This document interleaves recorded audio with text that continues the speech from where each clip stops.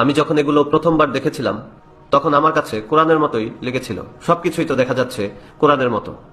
এবং এটি আমি দেখিয়েছিলাম একজন অ্যারাবিক স্কলারকে, যিনি একজন লেকচারার। আমি তার নামটি ভুলে গিয়েছি, কিন্তু যখন আমি এগুলো তাকে দেখিয়েছিলাম তখন তিনি তাকাচ্ছিলেন এবং ভাবছিলেন। তিনিও ধরে নিয়েছেন এটি কোরআন, কিন্তু তার কাছে সন্দেহ হয়েছে যে কোরআনে এই শব্দটি আছে কিনা। কিন্তু তিনি স্মরণ করতে পারছেন না যে কোরআনে আব্বানা শব্দটি কোথায় রয়েছে। তাই তিনি এই শব্দটি কোরআন থেকে বের করার চেষ্টা করছেন। আব্বা না, আব্বা না, এরকম কিছু কি রয়েছে কোরআনে? তিনি হাফেজ নন, কিন্তু তিনি বলছেন যে এরকম কিছু মনে হচ্ছে না আছে।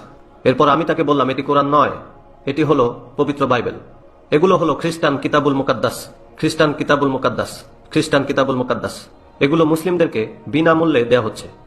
গরিব মুসলিম, পোর মুসলিম, বিশেষত অনারব অর্থাৎ যারা নন আরব, যেমন Bangladeshi, Pakistani, Indonesian, Malaysian, Nigerian, Ghanaian, মিশরীয়, ফালাহিন, তারা এটাকে গ্রহণ করবে, এরপর চুমু খাবে, তারপর এটা নিয়ে ঘরের দেয়ালে ঝুলিয়ে রাখবে। এবং কিছু মসজিদেও তারা এগুলো ঝুলিয়ে রাখে। তারা ভাবে এগুলো তো কোরআনের আয়াত। In South Africa? না, সাউথ আফ্রিকাতে এখনো নেই, তবে বিশ্বের সরল সোজা অন্যান্য দেশগুলোতে রয়েছে, যেমন মালাউই, তানজানিয়া, ইন্ডিয়া, পাকিস্তান সহ বিশ্বের মিলিয়ন মুসলিম বিশ্বাস করবে এটি হলো কোরআন। এরপর চুমু দিয়ে দেয়ালে ঝুলিয়ে রাখবে।